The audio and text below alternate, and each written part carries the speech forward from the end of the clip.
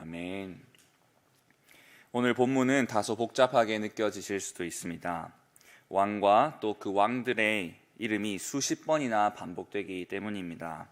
그러나 오늘 본문의 핵심 내용은 바로 아브람이 그의 조카 롯을 구하는 것입니다. 이전 장인 창세기 13장을 보면 롯과 아브람이 결별하는 장면이 나옵니다. 하란을 떠나 가나안, 애굽, 그리고 네게부에 온 아브람에게 하나님께서는 풍부한 은과 금을 허락하셨습니다. 뿐만 아니라 아브람은 많은 가축을 거느리게 되었는데요. 바로 이것이 자신의 조카 롯과 헤어지는 결정적인 역할을 하게 됩니다. 롯도 아브람처럼 가축이 많은 사람이었습니다. 그런데 특히 가축을 키우는 자들에게 필요한 것이 무엇인지 아십니까? 다름 아닌 넓은 땅입니다. 그 가축 수가 많아지면 많아질수록 넓은 곳을 돌아다니며 풀을 뜯어 먹는 것이 바로 가축을 기르는 특징이라고 할 수 있습니다. 제가 청년 때에 몽골로 단기 선교를 가는데 한 목자가 수백 마리의 양들을 키우는 그 들판의 범위가 우리의 시야가 닿는 곳 너머까지라는 말을 들은 적이 있습니다. 그러나 아브람과 롯이 있는 땅은 그 수많은 가축들을 키우기에는 좁았습니다. 하나님께서 많은 축복을 주셨기에 아브람과 롯은 그 재물이 많아졌습니다. 성경은 그러한 상황으로 인해 아브람과 롯의 목자들 사이에 크고 작은 다툼이 많았다고 기록하고 있습니다. 그래서 아브람이 롯에게 친족끼리 서로 싸우는 것이 좋지 않으니 따로 떨어져 사는 것이 좋겠다고 먼저 제안을 한 것이지요. 그렇게 해서 롯이 선택한 곳은 바로 소돔이었습니다. 성경은 그가 소돔을 택하여 간 이유를 이렇게 설명합니다. 창세기 13장 10절입니다. 이에 롯이 눈을 들어 요단 지역을 바라본즉 소알까지 온 땅에 물이 넉넉하니 여호와께서 소돔과 고모라를 멸하시기 전이었으므로 여호와의 동산 같고 애굽 땅과 같았더라. 소돔 그리고 고모라 지역은 하나님께서 가라고 약속하신 그 약속의 땅 가나안 지역의 경계에 있던 땅이었습니다. 조금만 더 가면 가나안을 벗어나게 되는 곳이 바로 이 소돔이었습니다. 아브람이 약속의 땅 가나안으로 부름받고 함께 원래 살던 하란을 떠난 그의 조카 롯도 이것을 명심하고 자기가 살아야 하는 지역을 선택했어야 합니다. 아쉽게도 롯의 선택은 하나님의 약속보다도 그저 눈에 보이기에 풍족해 보이는 그런 땅을 선택하고 말았습니다. 그에 비해 아브람은 헤브론 마므레 상수리 숲에 그의 거처를 마련하였으며 거기에서도 여호와를 위한 제단을 쌓아 하나님을 예배했습니다. 그러던 어느 날이었습니다. 이제 오늘 본문으로 다시 돌아와 주시기 바랍니다. 1절에 나열되어 있는 시날 왕 아므라벨, 엘라살 왕 아리옥, 엘람 왕 그돌라오멜, 그리고 고임 왕 디달은 당시 최고의 권력을 가졌던 메소포타미아 지역의 4개 왕들이었습니다. 이들이 2절에 언급되어 있는 5명의 왕, 소돔 왕 베라, 고모라 왕 비르사, 아드마 왕 시납, 스보임 왕 세메벨, 벨라 곧 소알 왕을 치러 들어온 것입니다. 비록 왕들의 숫자는 많았지만 작은 도시국가의 왕이었던 이 5 왕들은 4명의 메소포타미아 왕들의 적수가 되지 못했습니다. 싸움에서 패배한 5명의 왕들은 향후 12년간 이 4명의 왕을 섬겼다고 성경은 기록하고 있습니다. 쉽게 말해 이 5명의 왕이 4명의 왕에게 12년 동안 조공을 바친 것입니다. 그러나 4절을 보시면 13년째 되던 해에 5명의 왕들은 힘이 센 4명의 왕들을 섬기는 것을 더 이상 하지 않기로 합니다. 그러자 그 소식을 들은 이 힘센 4명의 왕들이 다시 한번 5명이 다스리는 이 5개의 왕국으로 무찌르러 나온 상황이 바로 오늘 본문의 상황입니다. 그런데 이번에는 이 4명의 왕들이 강한 왕들에 대한 행보를 다르게 합니다. 이들은 5명의 왕들이 공격하기 전에 먼저 왕의 대로라고 불리는 길을 따라 거주하고 있는 족속들을 먼저 공격했습니다. 5절에 나와 있는 르바, 수스, 엠과 같은 이런 족속들은 키가 크고 강한 민족, 소위 거인족이라고 불리는 민족들이었습니다. 이런 자들을 무찌르면서 나아가는 이 메소포타미아 4명의 왕들이 이끄는 군대의 그 사기가 어떠했겠습니까? 아마 이 4명의 왕들은 의도적으로 5명의 왕들을 치러 가기 전에 그 다른 민족들을 공격했을 것입니다. 자신들에게 조공을 바치기를 거부한 이 5명의 왕들에게 엄청난 공포감을, 거인족도 무찌른 것이 바로 우리들이라는 그런 공포감을 조성하기 위해서 말입니다. 5 왕들은 14년 전과 마찬가지로 또다시 시딤 골짜기에서 전투를 벌였습니다. 그러나 그 결과는 매우 참담했습니다. 역청 구덩이에 빠지기도 하고 산으로 도망가기도 했지만 이 4명의 강한 왕들은 5명이 다스리는 그 지역의 모든 재물과 양식을 모조리 빼앗아 갔다고 성경은 기록하고 있습니다. 12절을 보면 아브람의 조카 롯도 바로 이때 사로잡혀 가게 되었다고 말하고 있습니다. 소돔 왕이 전투에 패하니 소돔에 살던 롯이 그 피해를 입게 된 것입니다. 그런데 13절, 이 사실을 아브람이 알게 됩니다. 한 도망자가 그의 조카 롯이 내 왕에게 사로잡혀 갔다는 이 소식을 전하고 아브람이 그것을 듣게 된 것입니다. 이때 성경에서 처음이자 유일하게 아브람을 가나안에 정착하여 살고 있는 이스라엘 사람인 히브리 사람으로 표현하고 있습니다. 이것은 이방 민족들이 사는 가나안 지역에서 아브람과 그의 친족들이 자리를 충분히 잘 잡았을 뿐만 아니라 충분한 재력을 가지게 되었다는 것을 의미하는 것입니다. 여하튼 조카가 사라졌다는 소식을 듣자마자 14절입니다. 아브람은 318명의 용사들을 거느리고 메소포타미아 왕들을 추격하기 시작합니다. 그가 사는 헤브론 마므레 상수리 나무에서 롯이 잡혀간 이 단이라는 지역까지는 그 거리가 무려 200km에 달한 정도로 멀리 떨어져 있었습니다. 그러나 그럼에도 불구하고 아브람은 단숨에 쫓아가 야간 작전을 벌이면서까지 그들을 쳐 부숩니다. 하지만 조카 롯을 구하지 못하자 15절, 이번에는 호바라는 곳까지 가서 그의 조카와 롯이 거느렸던 사람들을 구해서 돌아옵니다. 그런데 이상한 점이 하나 있습니다. 우리가 며칠 전 살펴본 아브람의 모습은 자신의 목숨을 유지하기 위해서 그의 아내를 누이라고까지 속이는 사람이었습니다. 그랬던 그가 왜 자신의 조카를 구하는 데에는 이렇게 열성적이었을까요? 하란을 떠날 때 아브람의 나이가 75세인 것을 감안하면 지금은 그보다 나이가 더 많을 것입니다.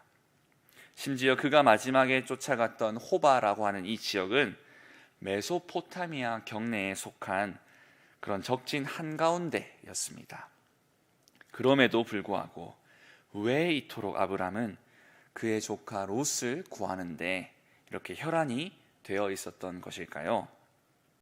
아브람이 그의 조카 롯에게 강한 집착을 보인 이유는 다름 아닌 롯을 자신과 함께 하나님의 약속을 상속할 자로 이해했기 때문입니다. 창세기 12장 2절 말씀입니다. 내가 너로 큰 민족을 이루고 내게 복을 주어 내 이름을 창대하게 하리니 너는 복이 될지라. 아브람은 하나님의 이 언약이 자신과 자신의 조카 롯을 통해 하나님께서 이루실 것으로 생각했습니다. 그래서 롯이 하나님의 땅, 약속의 땅 가나안이 아닌 자신들이 떠나왔던 이 메소포타미아로 돌아가는 것을 그냥 마냥 두고만 볼 수는 없었기 때문에 그를 구출하기 위해 빠르게 행동한 것입니다. 비록 하나님의 언약을 롯을 통해 이루실 것에 대해서는 100% 확신하지는 못했지만, 그래도 아브라함이 확신했던 것은 바로 자신을 통해 하나님께서 그분의 언약을 이루실 것이라는 하나님의 약속이었습니다. 그래서 롯이 사로잡혀 갈 때 아브라함은 목숨을 걸고 그의 조카 롯을 구하러 간 것입니다. 하나님께서는 아브라함을 통해 그의 언약을 이루시려는 것을 아브라함이 전쟁에서 승리하는 것으로 보여주십니다. 거인족들을 물리쳤을 뿐만 아니라 소돔과 고모라가 포함된 이 5개의 도시를 무찌른 그 4명의 강력한 메소포타미아 왕들을 단 318명의 군사로 승리를 거머쥘 수 있었던 것은 오직 하나님께서 아브라함을 도와주셨기에 가능한 일이었습니다. 그런데 아브라함에게 구출되고 난 뒤 롯은 어떻게 되었을까요? 신기하게도 오늘 본문 이후의 14장 전체에서 더 이상 우리는 롯을 찾아볼 수 없습니다. 그런데 사라졌던 이 롯이 창세기 19장에 다시 등장하는데, 이때 그가 사는 곳은 다름 아닌 소돔입니다. 여전히 소돔입니다. 비록 하나님의 은혜로 목숨을 부지할 수 있었지만 이 롯은 여전히 여호와께서 보시기에 악했던 그 소돔에 살고 있음을 우리는 발견하게 됩니다. 하나님의 심판으로 소돔과 고모라가 불바다로 휩싸일 때에 롯은 2딸과 함께 그곳을 탈출합니다마는 2딸과의 동침으로 그는 모압과 암몬 두 민족의 시조가 되고 맙니다.